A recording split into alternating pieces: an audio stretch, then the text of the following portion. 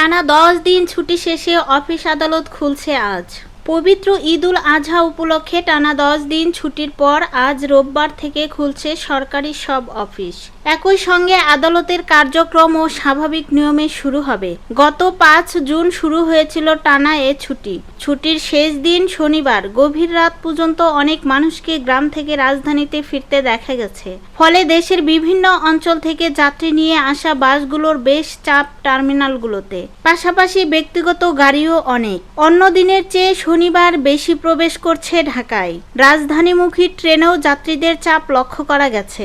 যাত্রীদের চাপ ও ব্যক্তিগত গাড়ি বেশি থাকলেও উল্লেখযোগ্য ভোগান্তির চিত্র দেখা যায়নি। তবে ঢাকায় সড়কে গত কয়েকদিনের তুলনায় আজ গাড়ির চাপ ও মানুষের চলাচল বেড়েছে।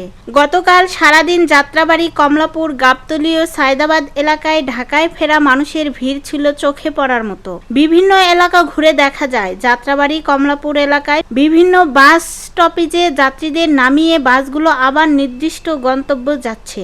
লাল, সবুজ, Sohag, Ena, Econo, Shyamoli, Star Line, Green Line সহ বড় বড় বাস কোম্পানিগুলো বাসের আধিক্য দেখা যায়। সঙ্গে লোকাল বাসে করেও আসছে অনেক যাত্রী।